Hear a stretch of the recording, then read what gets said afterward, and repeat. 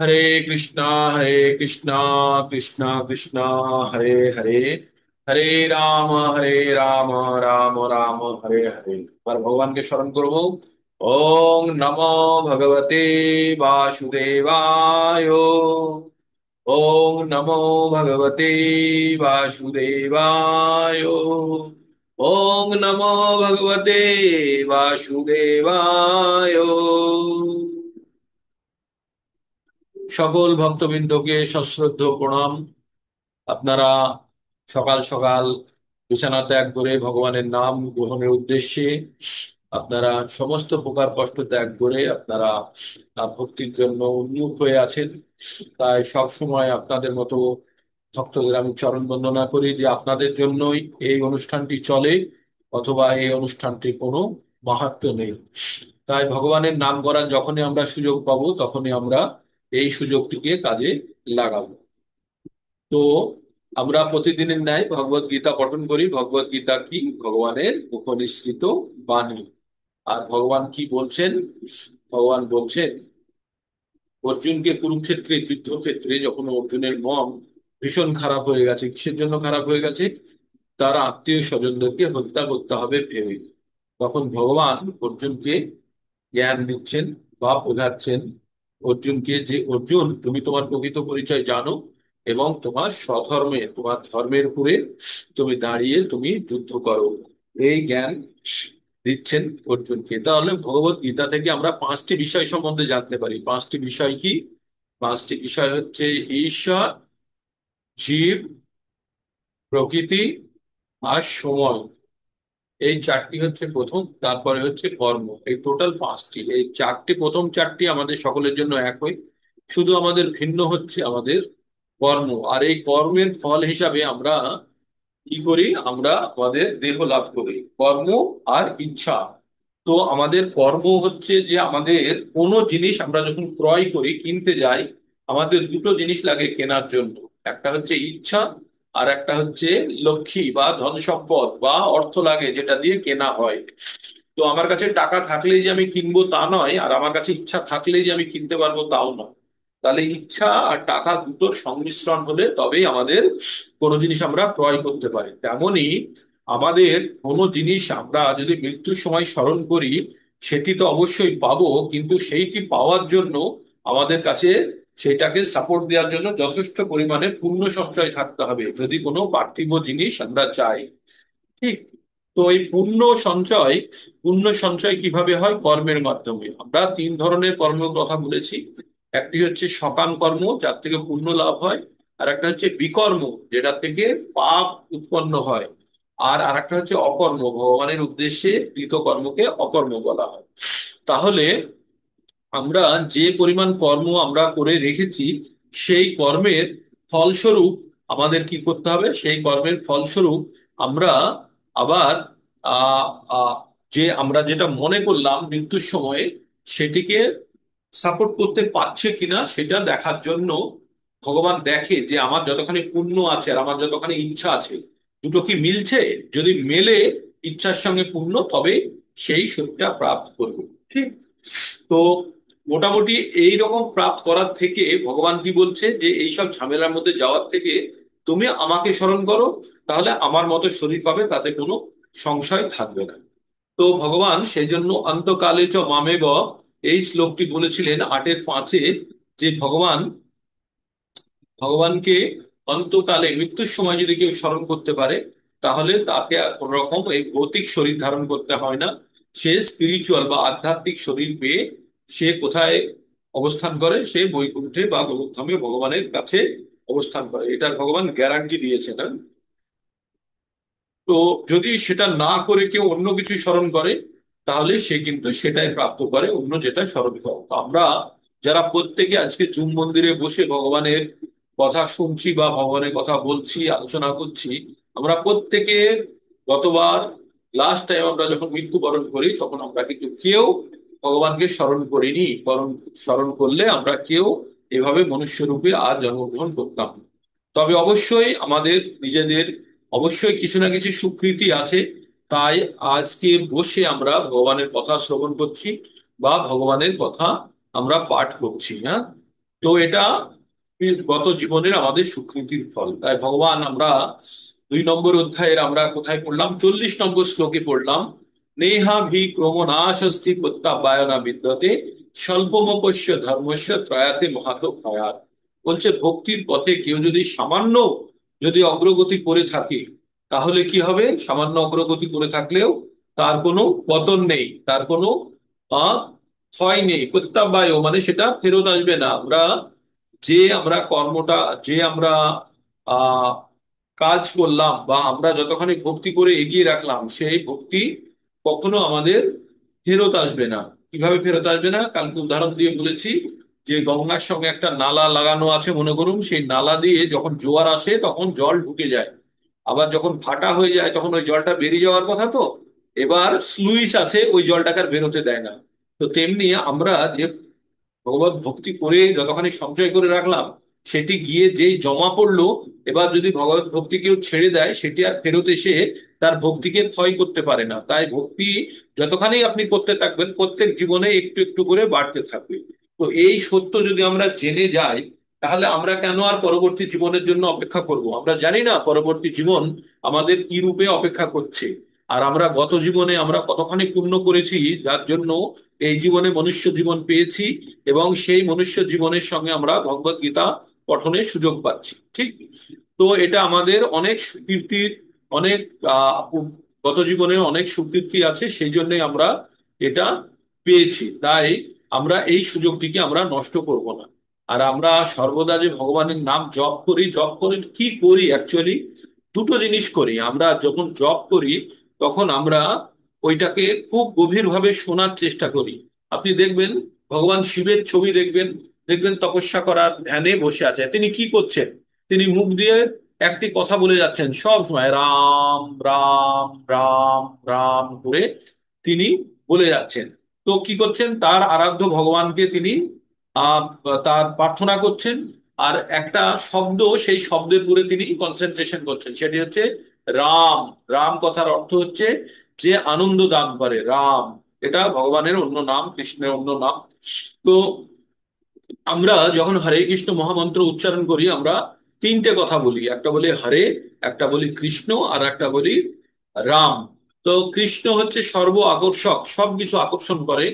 আর তার নাম কি? কৃষ্ণের নাম কি? গোবিন্দ, যে আমাদের ইন্দ্রিয়কে আনন্দ দান করে। হ্যাঁ, আমাদের ইন্দ্রিয়গুলিকে আনন্দ দান করে। তাই আমরা ভগবানের নাম স্মরণ করি, যে ভগবান আমাদের, তোমাকে আমরা স্মরণ করে আমরা আনন্দিত হচ্ছি, এটা আমরা বলতে চাই।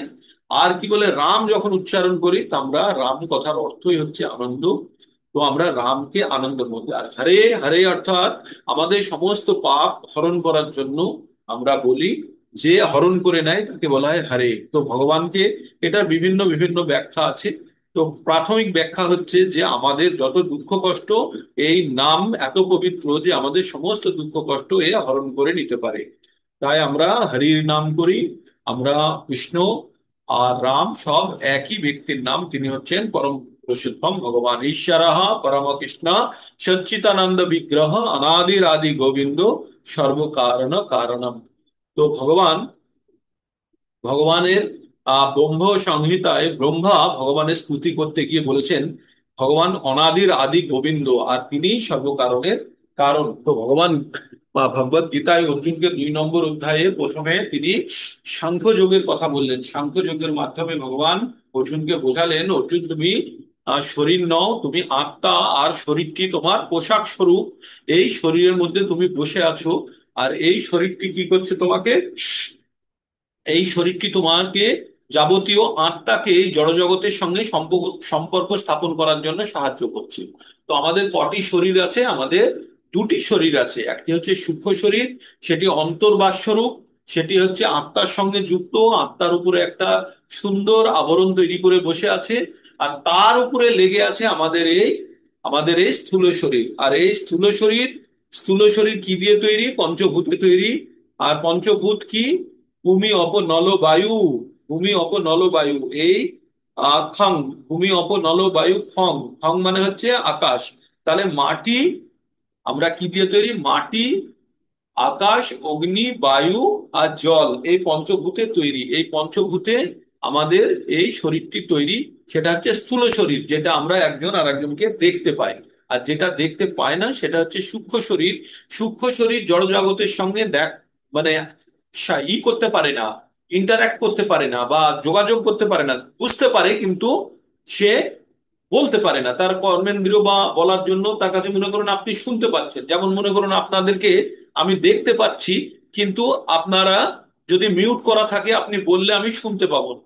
যদি মিউট করা থাকেন তাহলে বললে আমি শুনতে পাবো না। তো তেমনি আমাদের কাছে সেই অর্গানটা নেই। যখন কেউ অশরীরী হয়ে যায়, বলে না অশরীরী, তখন তার কাছে সূক্ষ্ম শরীর থাকে কিন্তু তার কাছে স্থূল শরীর থাকে না। তাই সূক্ষ্ম শরীর থাকার জন্য সে দেখতে পায়, বুঝতে পারে, সবকিছু করছে, কিন্তু সে আর ব্যক্ত করতে পারে না। তার মানে আপনার কম্পিউটারে গান হচ্ছে কিন্তু স্পিকার নেই, তাহলে কি হবে? সেই গানটি আপনার কানে এসে পৌঁছবে না। তো তেমনি তেমনি যখন আমাদের শরীর থাকে না, যখন আমাদের এই স্থূল শরীর থাকে না, তখন কি করে, সূক্ষ্ম শরীর যদি আত্মার সঙ্গে সব সময় থাকবে, এই সূক্ষ্ম শরীর আত্মা থেকে কখনোই ছাড়বে না যতক্ষণ না সে মুক্ত পুরুষ হচ্ছে। সামান্যতম যদি ইচ্ছা থেকে থাকে তাহলে সূক্ষ্ম শরীর কিন্তু আত্মার সঙ্গে লেগে থাকবে। আর সূক্ষ্ম শরীরই হচ্ছে আমাদের যত কাল, তার কাছে যত কিছু তথ্য ভান্ডার আছে। তাই ভগবানের যখন কেউ আরাধনা করে, ভগবানের যখন ভক্তি করে, যখন শেষ সময়ে ভগবানকে স্মরণ করে, তখন আর সূক্ষ্ম শরীরে ভগবানের নাম ছাড়া আর কিছু থাকে না। আর ভগবানকে স্মরণ করা মানেই সূক্ষ্ম শরীর সম্পূর্ণভাবে মুক্ত হয়ে গেল। আর মুক্ত হয়ে যাওয়া মানেই সে তখন স্পিরিচুয়াল বডি বা আধ্যাত্মিক শরীর পাওয়ার জন্য যোগ্য হয়ে যায় এবং ভগবানের ধামে প্রবেশ করার জন্য যোগ্য হয়ে যায়। ঠিক। তো আমরা জপের মাধ্যমে কি করি? আমাদের মন দুই ধরনের মন হয়, একটাকে বলে চেতন মন আর একটাকে বলে অবচেতন মন। চেতন মনে, আর চেতন মনের দ্বারা আমরা সবকিছু চিন্তা করি, আর অবচেতন মনের কাছে আমাদের সমস্ত তথ্য রাখা থাকে। আমাদের এই যে আমরা সকাল থেকে সন্ধ্যাবেলা পর্যন্ত যা করছি, কি করব না করব, সব অবচেতন মনের কাছে সব জমা পড়ছে। হ্যাঁ। আর এই অবচেতন মনের কাজই হচ্ছে যে এগুলোকে, এই তথ্যগুলোকে সাজিয়ে রাখা। তাই আমরা যখন ঘুমিয়ে থাকি তখনও অবচেতন মন কাজ করে। অবচেতন মন কিভাবে কাজ করে? ও 24 ঘন্টা কাজ করে। তাহলে আমরা যখন জেগে থাকি তাহলে আমরা বুঝতে পারি না কেন? জেগে থাকার সময় অবচেতন মন সক্রিয় থাকে, কিন্তু যেহেতু আমাদের চেতন মন এত সক্রিয় যে অবচেতন মনকে ও ফিকে করে দেয়, মানে অত তীব্রতা ওর বোঝা যায় না। যেমন একটি বাল্ব লাগানো আছে স্ট্রিট লাইটে, 100 ওয়াটের বাল্ব জ্বলছে, রাত্রে প্রচুর আলো দেয়, তাই তো? দিনের বেলায় কিন্তু সেই বাল্বের আলো দেখা যায় না। কারণ সেই বাল্ব কি আলো দিচ্ছে না? আলো ততখানি দিচ্ছে, কিন্তু দিনের বেলায় সূর্যের প্রকাশ এত বেশি তীব্র যে তার জন্য ওই 100 ওয়াটের বাল্ব থেকে আলো দেখা যায়। তো তেমনই আমাদের সূক্ষ্ম শরীর, আমাদের যে অবচেতন মন যে তথ্যগুলো সাজায়, দিনের বেলাতেও সাজাচ্ছে, রাত্রে বেলাতেও সাজাচ্ছে। কিন্তু দিনের বেলায় যেহেতু আমাদের চেতন মন অতি সক্রিয় থাকে, তাই অবচেতন মনের ক্রিয়াকলাপগুলো আমাদের গোচরে আসে না। কিন্তু যখন আমরা ঘুমিয়ে পড়ি তখন কি হয়, অবচেতন মন কাজ করতে করতে কোনো একটা তথ্য যদি আমাদের সামনে ভেসে ওঠে, তখন আমরা সেটা স্বপ্ন রূপে দেখি, তাই তো? স্বপ্ন রূপে দেখি। তাই আমাদের অবচেতন মন, তার যে তথ্য ভান্ডার আছে, আমরা সেই তথ্য ভান্ডারকে কি দিয়ে ভরে দিতে চাই? হরিনাম দিয়ে ভরে দিতে চাই। মনে করুন আপনার কাছে একটা লাইব্রেরি আছে, মানে লাইব্রেরিতে যেখানে বই থাকে, আর সেই লাইব্রেরিতে যদি আপনি একই বই ভরে রাখেন, সব বইগুলো যদি একই বই ভরে রাখেন, তাহলে চোখ বন্ধ করেও যে কোনো একটা বই টান দিলে সেটি ভগবত গীতা হিসাবেই বেরোবে। মানে যদি ভগবত গীতা দিয়ে ভর্তি করে রাখেন, তেমনি ভগবত গীতায় বেরোবে। তেমনি আমাদের অবচেতন মনের যে জায়গা আছে সেখানে যদি হরিনাম দিয়ে ভরে দিই, চেতনে অচেতনে যখনই আমরা অবচেতন হয়ে গেলেও আমাদের যদি সেই তথ্য যখন সাজাতে যাবে, হরিনামই তথ্যই সাজাতে যাবে, তাই না? সেটাই থাকবে। তাই আমরা বারবার ভগবানের নাম বলে আমরা সেই নামের প্রতি আকৃষ্ট হই, আর তার সঙ্গে জুড়ে থাকার চেষ্টা করি। আর সব থেকে বড় কথা যেটা করি, সেটা হচ্ছে আমাদের অবচেতন মনের যে তথ্য ভান্ডার আছে সেটাকে আমরা সম্পূর্ণরূপে ভরে দিই, কি দিয়ে? ভগবানের নাম দিয়ে। ঠিক। তাই কোনো অবস্থাতেই যখন আমরা ভগবানকে স্মরণ করব বা চেষ্টা করব, যেন চোখ বন্ধ করে ভাবলেই যেন ভগবান স্মরণে চলে আসে, কারণ আমরা প্রত্যেক মুহূর্তে ভগবানকে স্মরণ করছি। তাই আমরা 48 নম্বর শ্লোক পর্যন্ত পড়ে ফেলেছিলাম আমরা। তার মধ্যে পড়েছিলাম খুব গুরুত্বপূর্ণ একটি শ্লোক পড়েছিলাম আমরা, কর্মেন্না বা অধিকার আসতে মা ফলেষু কদাচন মা কর্মফল হেতুর ভূর্মাতে সঙ্গস্ত কর্ম নেই। ঠিক আছে, তো এই শ্লোকটি কি বলছে? যে কর্মে আমার অধিকার আছে, ফলে আমার অধিকার নেই। আর কি বলছে? আর বলছে যে কর্ম ফলের হেতু বা কারণ ভেবে কর্ম না করা। যে এমন না যে আমি কর্ম, আমার জন্য কর্মের ফলটি আসছে, এটা কখনোই ভাবা যাবে না। আর চতুর্থ হচ্ছে, এমন যেন না হয়, যেহেতু আমি কর্মফলে আকৃষ্ট নই, তাই যেন আমার এমন না হয় যে আমার কাজ করার ইচ্ছা যেন তৈরি, মানে অনীহা যেন না হয়, কাজ করার প্রতি যেন আমার ইচ্ছা যেন কম না থাকে। ঠিক আছে, তো এই চারটে ভাগে ভাগ করা হয়েছে এই শ্লোকটিকে। ঠিক, আমরা তারপরে আমরা কোথায় চলে যাচ্ছি? আমরা চলে যাচ্ছি 48 নম্বর শ্লোকে। 48 নম্বর শ্লোকে আমরা কি দেখতে পাচ্ছি? বলছে যোগস্থ কুরু কর্মণি সঙ্গম তক্তা ধনঞ্জয়া সিদ্ধ অসিদ্ধ সমভূতা সমত্তং যোগ উচ্যতে। উচ্যতে মানে হচ্ছে বলা, হ্যাঁ? তো যোগস্থ কুরু কর্মাণি সঙ্গম ত্যক্ত ধনঞ্জয়া বলছে যে যোগে অবস্থিত হয়ে তুমি কর্মাণি সঙ্গম ত্যক্ত, যে কাজটি করছো তার আসক্তি পরিত্যাগ করে, আসক্তি ত্যাগ করে কি করতে হয়? সিদ্ধ অসিদ্ধ, তার ফল কি হবে না হবে সে সেটার চিন্তা না করে সম অবস্থায় থেকে কেউ যদি কোনো কর্ম করে, সেটাকে কি বলা হয়? সেটা কি বলা হয়? আহ যোগ অবস্থা। তো বলছে ফল, ফল ভোগের কামনা পরিত্যাগ পূর্বক ভক্তি যোগে স্থিত হয়ে স্বধর্ম বিহিত কর্ম। আমাদের স্বধর্ম বলেছি আমরা, আমরা চারটে ধর্ম আছে আমাদের। কি কি? ব্রাহ্মণ, ক্ষত্রিয়, বৈশ্য, শূদ্র, আর ব্রহ্মচর্য, গার্হস্থ্য, বানপ্রস্থ, সন্ন্যাস, এই এটাকে বলে বর্ণাশ্রম। তো এর মধ্যে আমরা কিসের মধ্যে পড়ছি? সেই জায়গাতে থেকে আমরা যে বর্ণে আর যে আশ্রমে পড়ছি, সেখান থেকে আমাদের সেইটার সঙ্গে যেটা সব থেকে যুক্তপূর্ণ সেই কর্মটি আমরা করব। আর করব কিভাবে? ফলের আশা না করে। যখন আমরা এই ধরনের কর্ম করব, তখন আমাদেরকে সেটাকে বলা হবে আমাদের আমাদের কি কাজ বলা হবে? সেটাকে বলা হবে যে আমাদের আহ সেটাকে বলা হবে যোগ। যোগ কাকে বলবো আমরা? সমাধান। যে ফলের কামনা পরিত্যাগ পূর্বক ভক্তি যোগে স্থিত হয়ে স্বধর্ম বিহিত কর্ম আচরণ, মানে আমাদের ধর্মের কর্ম আচরণ করব। কর্মের সিদ্ধি বা অসিদ্ধি সম্বন্ধে যে সমবুদ্ধি, মানে সিদ্ধিতেও কিছু যায় আসে না, অসিদ্ধিতেও কিছু যায় আসে না, কারণ সে ফলের আশা ত্যাগ করেছে, তাকেই বলা হয় যোগ। সমত্তং যোগ উচ্চতে, তাকে যোগ বলা হয়। এইবার চলে যাব আমরা 49 নম্বর শ্লোকে। এইবার আমরা কিছু বুদ্ধি যোগের কথা বলবো, কিছু বুদ্ধি যোগের কথা বলবো। তো কি বলছে এবার?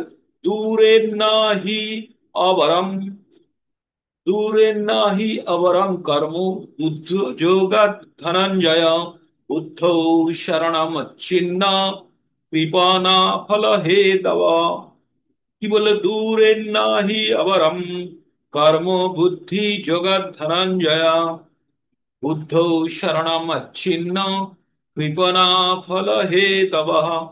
তো বললো, হে ধনঞ্জয়, বুদ্ধিযোগের দ্বারা ভক্তির অনুশীলন করে নিকৃষ্ট সকাম কর্ম থেকে দূরে থাকো, সেই চেতনায় অধিষ্ঠিত হয়ে ভগবানের শরণাগত হও। তারা তাদের কর্মফল ভোগ করতে চায়, তারা কৃপণ। এই যে আপনাদের আমি একটা কথা বলি, কৃপণ আর ব্রাহ্মণ। কৃপণ কারা? যারা যারা তাদের বুদ্ধিকে প্রয়োজনে ব্যবহার করে না, যাদের সম্পদ থাকা সত্ত্বেও প্রয়োজনে ব্যবহার করে না, তাদেরকে বলা হয় কৃপণ। আর কৃপণের উল্টো কি?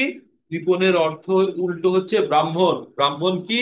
যার কাছে আছে এবং প্রয়োজনে সেটা বিতরণ করে। জ্ঞান, ব্রাহ্মণের কাছে প্রচুর জ্ঞান আছে, আর সে জ্ঞান যখন প্রয়োজন হয় তখন তিনি বিতরণ করেন।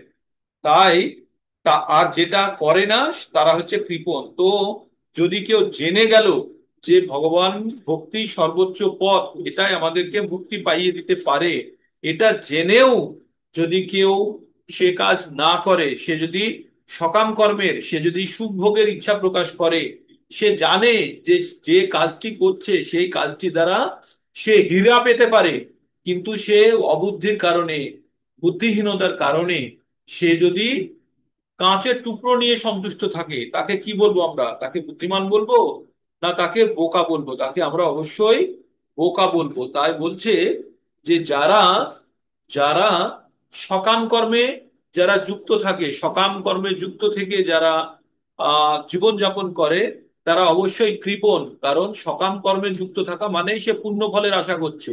আর পুণ্য ফল মানেই হচ্ছে পুনরায় পুনরায় জন্ম মৃত্যুর বন্ধনে আবদ্ধ হয়ে পড়ছে। মানে তার কাছে জ্ঞান থাকা সত্ত্বেও সে সঠিক জ্ঞানের ব্যবহার করলো না, তাই তাকে বলা হলো কৃপণ। তাই আমরা যারা পুণ্য অর্জনের চেষ্টা করি বা সকাম কর্ম করি, তারা আমরা সকলেই কৃপণ। কারণ আমার কাছে আরো বড় কিছু পাওয়ার জায়গা ছিল, কিন্তু আমাদের বুদ্ধির আমরা প্রয়োগ করলাম না, সেই জন্য আমরা সেটা পেতে পারলাম না। তাহলে আমার কাছে আছে, কিন্তু যদি আমি খরচা না করি তাহলে আমি কৃপণ। আমার কাছে বুদ্ধি আছে, জ্ঞান আছে, আমি জানি যে এই সকাম কর্মের ফল আমাকে বন্ধনে বাঁধবে, তবুও আমি বুদ্ধির প্রয়োগ করলাম না, তাই আমার কৃপণতা প্রকাশ পেল। তারপরে ভগবান কি বলছেন? বুদ্ধিযুক্ত জহাতীত উভয়েষু কৃত দুষ্কৃতে তস্মাদ যোগায় যুদ্ধস্য যোগো কর্ম সুকৌশলম। বুদ্ধিযুক্ত জহাতীত উভয়েষু কৃত দুষ্কৃতে তস্মাদ যোগায় যুদ্ধস্য যোগো কর্ম কৌশলম। তো এখানে কি বলছে? এখানে খুব সুন্দরভাবে ভগবান বলেছেন, যিনি ভগবত ভক্তির অনুশীলন করেন, এই যে আপনারা শ্রবণ করছেন, আপনারা জপা করছেন, মর্নিং এর আরতি করছেন, এগুলো সব ভগবত ভক্তির অংশ। তো যারা ভগবত ভক্তির অনুশীলন করেন, অভ্যাস করেন, আমরা প্রত্যেক দিনই আমরা এই যে অভ্যাস কিসের জন্য করছি? কারণ এটার করার দুটো কারণ আছে। আমরা ভগবত ভক্তি যে অনুশীলনে দুটো কারণ, একটা হচ্ছে মৃত্যুর সময় যাতে আমরা ভগবানকে স্মরণ করতে পারি। বারবার আমরা এই ভগবানের নাম, ভগবানের জ্ঞান, ভগবানের গুণ উচ্চারণ করে করে আমাদের মস্তিষ্কে ভগবান সম্বন্ধে সমস্ত জ্ঞান আমরা মাথার মধ্যে ঢুকিয়ে দিচ্ছি। তাই ভগবানের অবশ্যই আমাদের মৃত্যুকালে ভগবান স্মরণ আসবে, এটা একটা। আর দুই নম্বরে এই জ্ঞান অর্জনের মাধ্যমে আমরা ভগবানের জন্ম কর্ম সম্বন্ধেও আমরা জানতে পারছি। আর জন্ম কর্ম সম্বন্ধে দিব্য জ্ঞান যদি কেউ জেনে যায়, তাহলে তার দেহত্যাগ করার পরিবর্তে, দেহত্যাগ করার পরে তাকে আর জন্মগ্রহণ করতে হবে না। আর আরেকটা বলছে, এই যে ভগবান ভক্তির জ্ঞান আপনারা যে সকলে অর্জন করছেন, করে অন্যান্য সকলের কাছে পৌঁছে যাচ্ছেন, তাতে ভগবান কি বলছে? যো ইদম পরমম গুহ্যম মদ ভক্তেষু অভিধাস্যতি ভক্তিময়ী পরম চিন্তা মামেব এষত্যি অসংশয়। তিনি বললেন যে এই পরম জ্ঞান যে আমার ভক্তদের কাছে পৌঁছে দেয়, তার থেকে প্রিয় আমার কাছে আর কেউ নেই। সে যে আমার কাছে আসবে তাতে কোনো রকমের সংশয় নেই। তাহলে আমরা তিনটে চ্যানেলকে আমরা অ্যাপ্রোচ করছি। প্রথম চ্যানেল হচ্ছে এই ভগবত ভক্তি অনুশীলনের মাধ্যমে আমরা যেন অন্তকালে, শেষকালে ভগবানকে স্মরণ করতে পারি। দুই হচ্ছে আমরা ভগবানের সম্বন্ধে জ্ঞান অর্জন করে আমরা দিব্য জ্ঞান, ভগবানের জন্মকর্ম সম্বন্ধে জানার চেষ্টা করছি। তিন নম্বর কি করছি? এই ভগবত ভক্তির জ্ঞান আমরা অন্যের কাছেও পৌঁছে দেওয়ার চেষ্টা করছি। আর তিনটে রাস্তার মাধ্যমেই কি হবে? ভগবত ধাম প্রাপ্ত করার জন্য আমাদের জন্য দ্বার উন্মুক্ত হয়ে যাবে। ঠিক তো এইভাবে আমরা যদি প্রত্যেকটা মুহূর্তে যদি আমরা ভগবানের সঙ্গে যুক্ত হয়ে ভগবত ভক্তির জ্ঞানের আলোচনা, ভগবত ভক্তি অনুশীলন এবং ভগবত ভক্তি অন্যের কাছে পৌঁছে দেওয়ার কাজ করি, তো অবশ্যই এই জীবনেই আমরা চরম প্রাপ্তি লাভ করতে পারবো। তাহলে এই যে মাতাজিদের সংশয় থাকে না, কখনো কখনো আপনারা বলেন যে আমরা গুণাতীত হতে পারবো কি, আমরা মুক্ত হতে পারবো? অবশ্যই। প্রভুপাদ এক জায়গায় বলছে, একজন জিজ্ঞেস করেছে একটা মানুষের সমস্ত পাপ থেকে মুক্ত মুক্ত হতে কত জীবন লাগে? প্রভুপাদ বললেন 1 সেকেন্ড লাগে। 1 সেকেন্ড? বলছে কি বলছেন? বলছে হ্যাঁ। কিভাবে? বলছে তার শরণাগতির উপরে। সে যতখানি ভগবানের প্রতি সমর্পিত, ভগবানও ততখানি সমর্পিত। আপনাদেরকে একটা উদাহরণ দিয়ে বলেছিলাম না, ইউ, ইউ উল্টো ইউ যদি লেখা থাকে, ইউ কে উল্টো করে লিখলে কেমন হবে? একটা আর্কের মতো হবে না দেখতে? আর্ক, দরজার মতো। এবার ওই মাঝখান দিয়ে যদি কেটে দেওয়া যায় তাহলে কি হবে? ওই মাঝখান দিয়ে যদি কেটে দেন ইউ কে, তাহলে একটা এল এর মতো এরকম একটা বাঁকা একদিকে হবে, হাসুয়ার মতো এইদিকে একটা হবে, তাই না? এবার দুটোকে জুড়ে দিলে তবেই ইউ ফরমেশন হয়। তো ভগবান বলছে, যো যথা মাম প্রপদ্যন্তে তং তথৈব ভজাম্যি হাম। যে যতখানি আমার দিকে ভজনা করে, আমার প্রতি যতখানি আকৃষ্ট, আমি ততখানি তার প্রতি আকৃষ্ট। মানে আমরা যদি 1 ফুট ভগবানের দিকে বাঁকিয়ে যাই, ভগবানও আমাদের দিকে 1 ফুট বাঁকাবে। তাই দরজার সামনে যে আমরা আর্ক বানাই, সেটা যদি মাঝখান দিয়ে কেটে দিই, যে ইউ এর আধখানা, উল্টো ইউ এর আধখানা আমরা যতখানি বাঁকিয়েছি, ভগবানও ততখানি বাঁকাবে। তাই বলছে যে আমরা যদি একদম অন্তর থেকে, একদম একদম পরিষ্কার মনে যদি আমরা ভগবত ভক্তি করি, কারো ক্ষমতা নেই বা কেউ আমাদেরকে আটকাতে পারবে না ভগবতের ধাম প্রাপ্ত হওয়াতে। তো আপনারা একদম নিশ্চিন্ত থাকুন। আপনারা ভগবত ভক্তি যদি একদম সঠিকভাবে মন থেকে করছেন, কোনো চিন্তার কোনো কারণ নেই আপনাদের। ফলের জন্য কোনো চিন্তা করতে হবে না, তার জন্য সে রেডি হয়ে বসে আছে। ভগবান বারবার ওই কথাই বলেছে যে ফলের কথা তুমি চিন্তা করো না, তুমি তোমার কর্ম করো, তুমি ঠিক যেটা পাওয়ার সেটাই পাবে, তাই না? তো অবশ্যই আমাদেরকে এটা জানতে হবে যে ভগবত ভক্তি একটি অনুশীলন, আর প্রত্যেকটা মুহূর্তে এই অনুশীলন করতে হবে। একবার ছেড়ে দিলেই কিন্তু আমরা ভগবানের থেকে বিচ্ছিন্ন হয়ে যাওয়ার সম্ভাবনা বেশি। তারপরে ভগবান কি বলছেন? কর্মজং বুদ্ধি যুক্তা হি ফলং তক্তা মনীষিণা জন্ম বন্ধ বিনির্মুক্তা পদম গচ্ছন্ত নাময়ম। কি বললেন? বললেন যে কর্মজং বুদ্ধি যুক্তা হি ফলং ত্যক্তা মনীষিণা জন্ম বন্ধ বিনির্মুক্তা পদম গচ্ছন্ত নাময়ম। তো কি বললেন? যে মনীষীগণ, মনীষীগণ ভগবানের সেবায় যুক্ত হয়ে, মনীষী মানে হচ্ছে উচ্চ কোটির মনুষ্য, তারা জড়জগতের সমস্ত কর্মজাত ফল থেকে মুক্ত হয়। এইভাবে তারা জন্ম মৃত্যুর বন্ধন থেকে মুক্ত হয়ে সমস্ত দুঃখ দুর্দশার অতীত থেকে মুক্ত অবস্থা লাভ করে। এই যে আমাদের দুঃখ কষ্টের মূল কারণ কি জানেন? আমাদের দুঃখ কষ্টের মূল কারণ হচ্ছে এই জড় জগতে আমাদের উপস্থিতি। এই যে সকাল থেকে আমরা সন্ধ্যাবেলা পর্যন্ত পরিশ্রম করছি, পরিশ্রম যখন করি আমাদের অবশ্যই কষ্ট হয়। আর এই পরিশ্রম করি এই ভেবে যে আমরা পরিশ্রম করে অর্থ উপার্জন করব, সেই অর্থ দিয়ে আমরা সুখ ভোগ করবো, তাই না? কিন্তু যখন আমরা অর্থ উপার্জন করে আনি, তখন আমরা বুঝি না যে সুখটা কোথায়।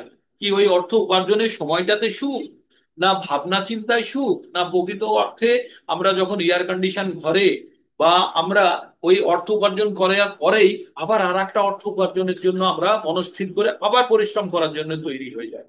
তো এই যে বারবার বারবার আমরা একটার পর একটা কর্ম করে যাচ্ছি, আর শুধু এই ভেবে যে এই করলে সুখ পাবো, সেই করলে সুখ পাবো, কিন্তু প্রকৃত সুখ এর মধ্যে নেই।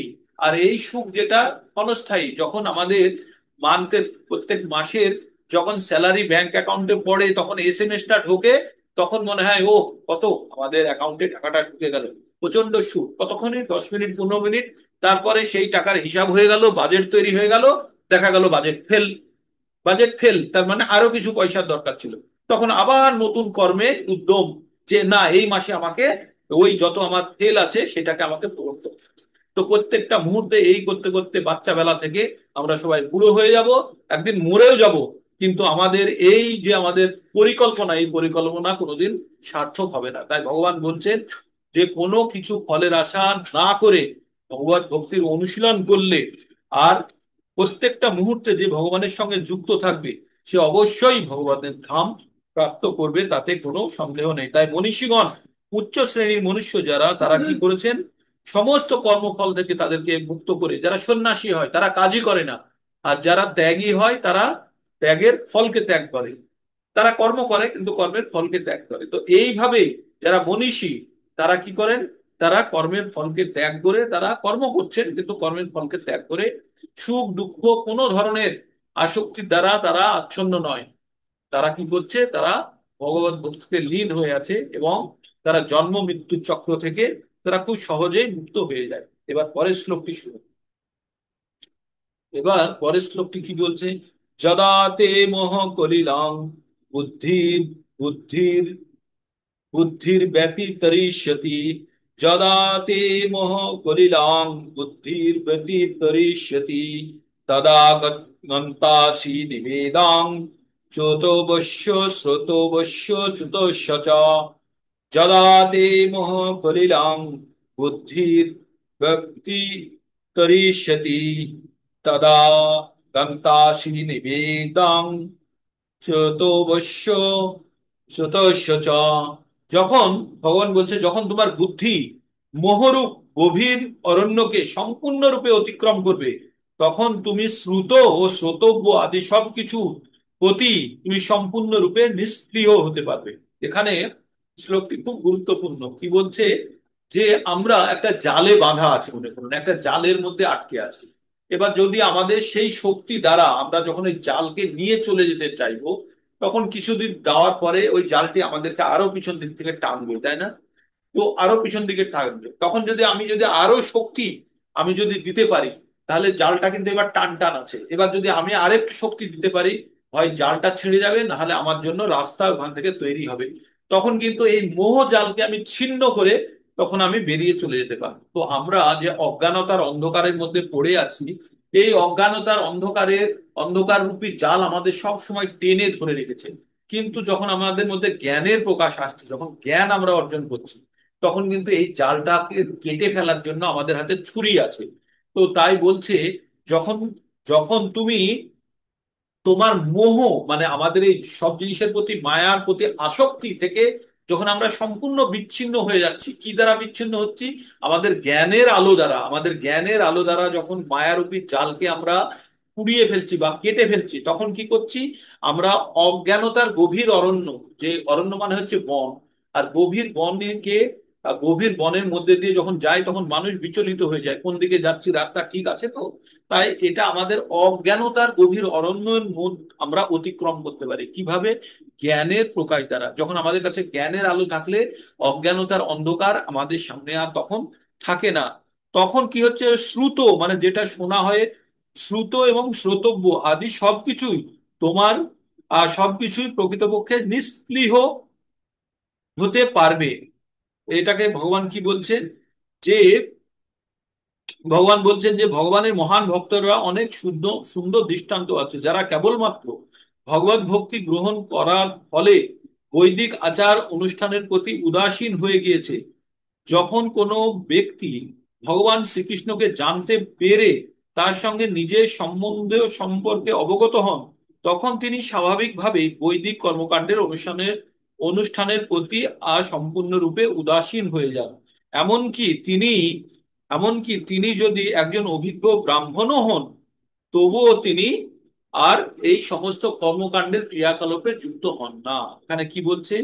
যে ব্যক্তি সম্পূর্ণরূপে ভগবানকে জেনে গেছেন এবং ভগবানের সঙ্গে তার সম্পর্ক জেনে গেছেন, তিনি কি করেন? তিনি আর কোনো রকমের এই বৈদিক কর্মকাণ্ডে বা জাগতিক কর্মকাণ্ডে তিনি আর যুক্ত থাকেন না। তাই তিনি কি হন তখন?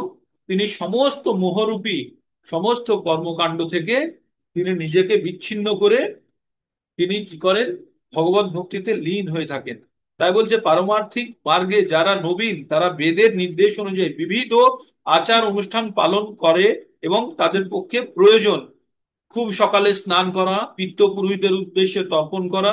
কিন্তু কৃষ্ণগত প্রাণ হয়ে যিনি ভক্তি সহকারে ভগবানের সেবায় নিয়োজিত, তিনি এই সমস্ত আচার অনুষ্ঠানের প্রতি নিষ্ক্রিয় হয়ে যান। যখন ভগবান সম্বন্ধে সম্যক জ্ঞান কারোর হয়ে গেছে, ভগবত ভক্তিতে যে কেউ লীন হয়ে গেছে, তার কাছে যত কিছু এই আচার অনুষ্ঠানগুলো সামান্য হয়ে যায়, সেগুলোর আর তত প্রয়োজন হয় না। কারণ জানে, সে জেনে গেছে ভগবান হচ্ছে যে গাছ, সেই গাছের শিকড়, সেখানে জল দিলেই পাতা লতায় অটোমেটিক্যালি জল পৌঁছে যাবে, গাছের পাতা লতায় জল দেওয়ার আলাদাভাবে প্রয়োজন নেই। এইবার এইবার 53 নম্বরের শ্লোকে কি বলছে?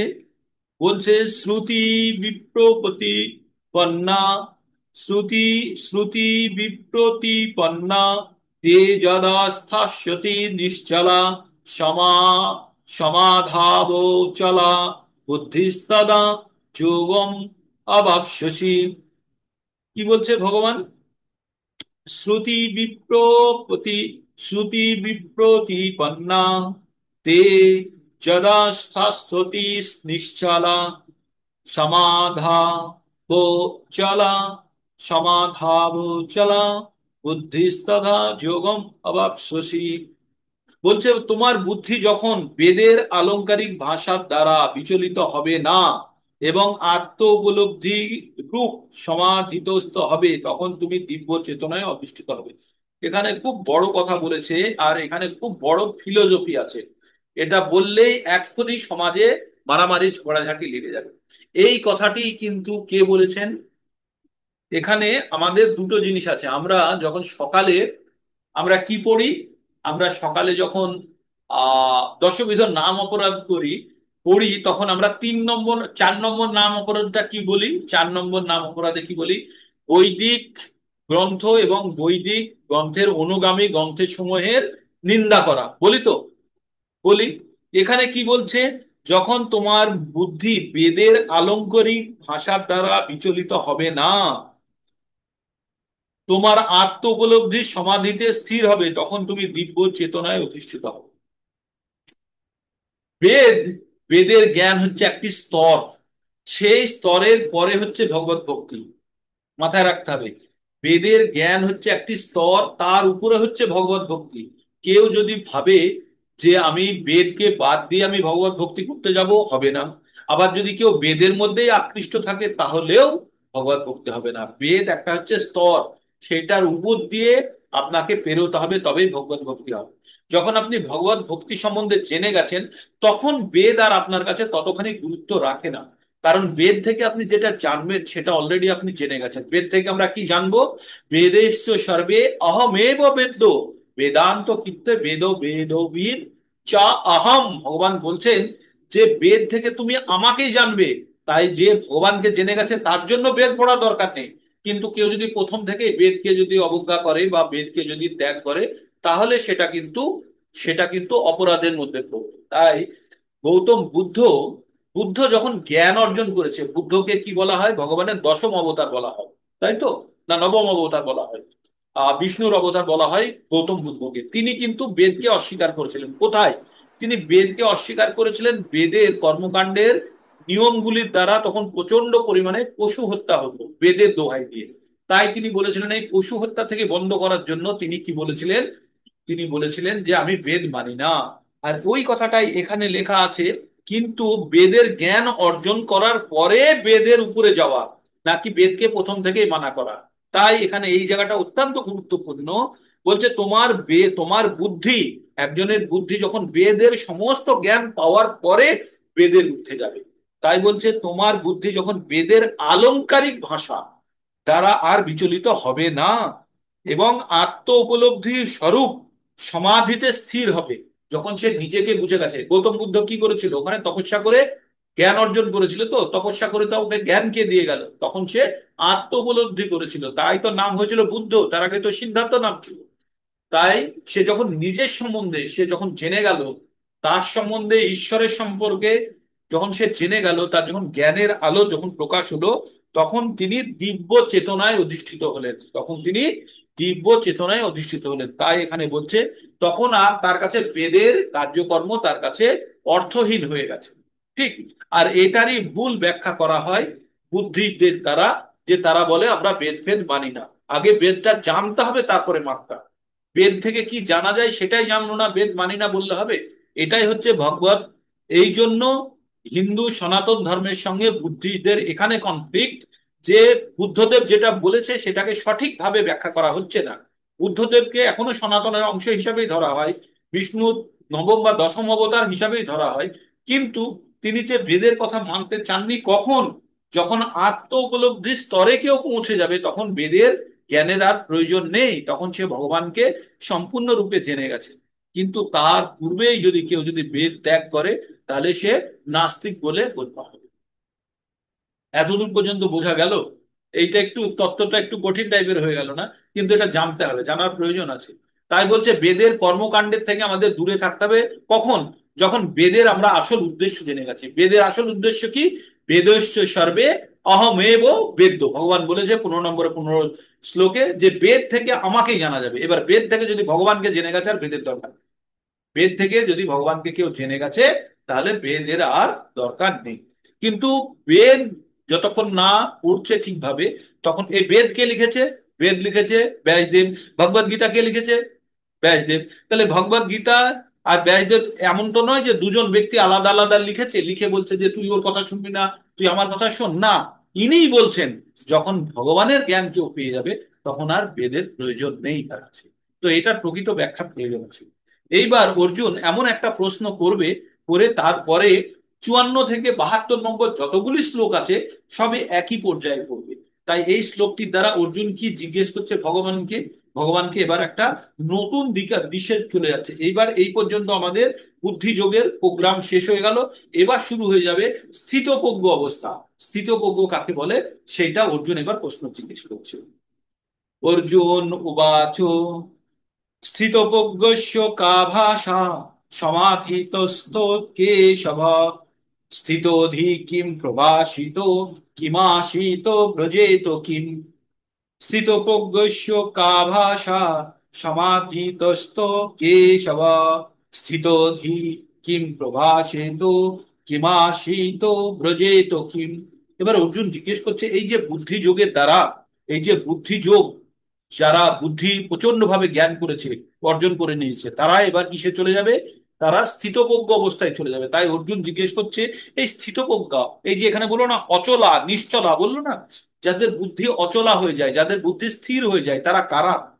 তারা কারা সেইটাই অর্জুন জানতে চাইছে। বলছে হে কেশব, স্থিতপ্রজ্ঞ কাকে বলে? যাদের বুদ্ধি স্থির হয়ে যায়, স্থিতপ্রজ্ঞ কাকে বলে?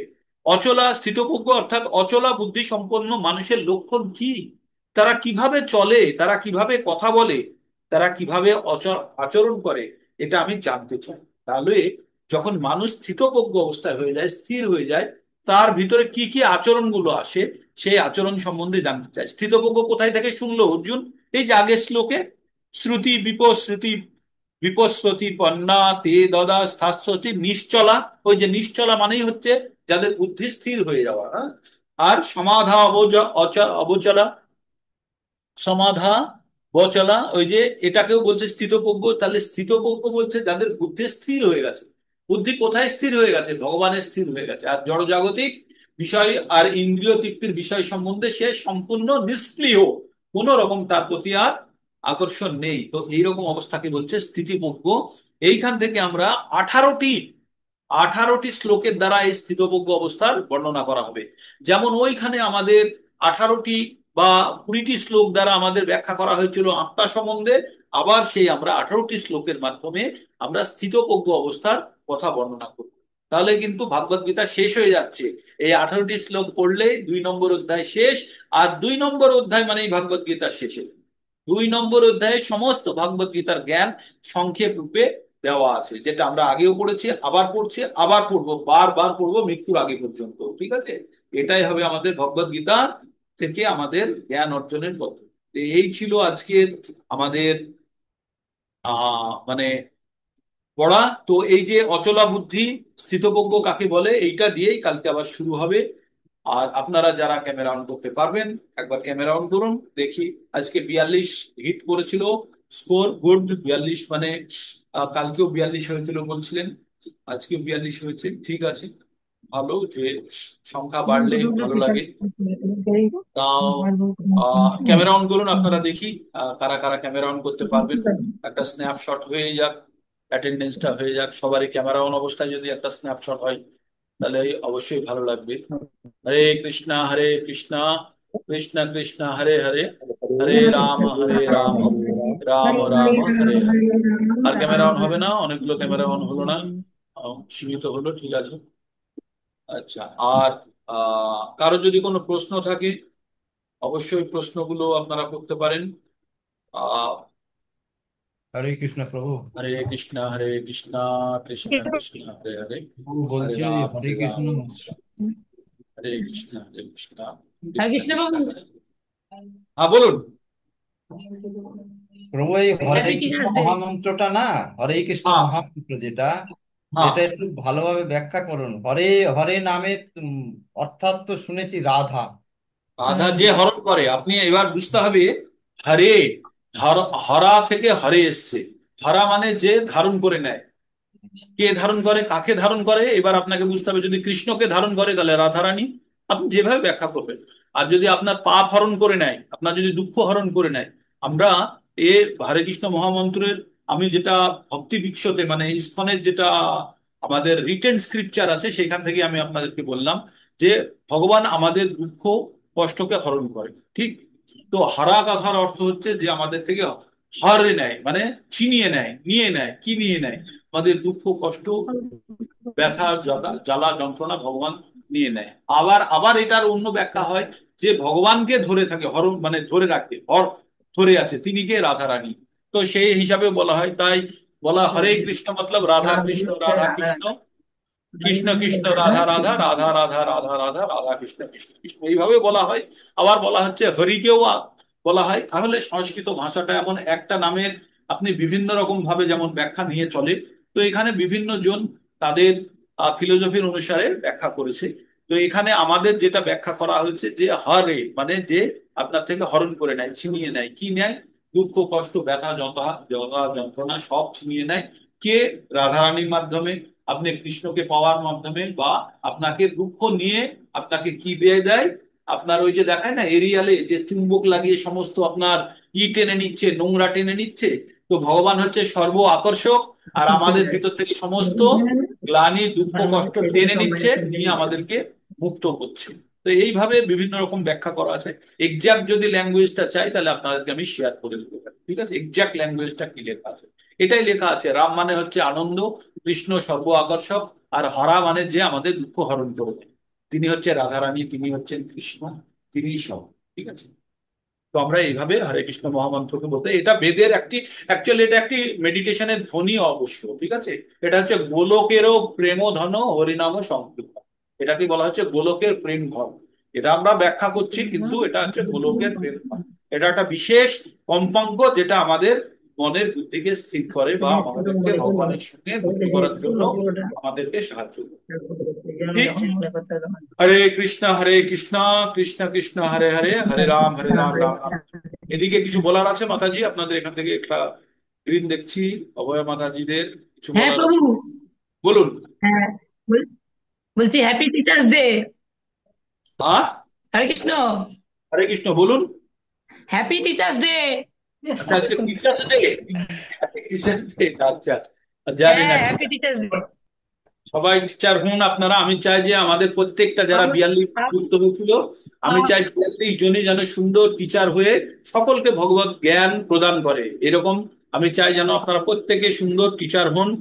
আর আপনারা সবাই শিক্ষক, অনেকে শিক্ষক আছেন বুঝি অলরেডি, শিক্ষক, রিটায়ার্ড শিক্ষক বা বর্তমান শিক্ষক আছেন, তারাও, তাদের জন্য আর আপনাদের সকলের জন্য অগ্রিম শুভেচ্ছা থাকলো। আপনারা প্রত্যেকে সুন্দর শিক্ষক হয়ে ভগবত ভক্তির জ্ঞান প্রদান করুন, এটাই শিক্ষকতা। এর থেকে বড় শিক্ষকতা আর কিছু থাকতে পারে না। ঠিক আছে?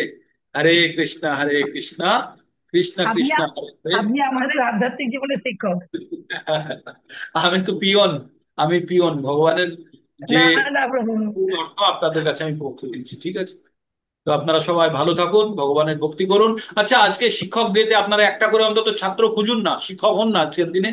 কমপক্ষে একজন করে সবাই একটা করে ছাত্র খুঁজে আনুন, যে আজকে একটা ছাত্র খুঁজে বার করতেই হবে। এইভাবে ভগবান ভক্তি প্রচার করুন, তবেই তো আপনি শিক্ষক হতে পারবেন প্রত্যেকে। হ্যাঁ, প্রত্যেকে আজকের দিনে শিক্ষক হওয়ার জন্য একটা করে ভগবত ভক্ত খুঁজে বার করার চেষ্টা করুন। তো দেখি আজকে, দেখুন প্রচার চালান দেখি। আজকে এই 35 জন যারা শুনছেন তারা চালিয়ে অন্তত 10 জনকে খুঁজে বার করুন দেখি, যে 10টি আজকে নতুন খুঁজে পারবো। প্রত্যেকে একটা একটা চেষ্টা করুন, দুজনে মিলেও যদি একটা পেয়ে যান তাহলে অনেক হবে। তাহলে শিক্ষক দিবস একদম পাওয়া সার্থক হবে। যাবে, ওখানে ঠিক পাওয়া আছে? যাবে, পাওয়া মুশকিল। হরে কৃষ্ণা।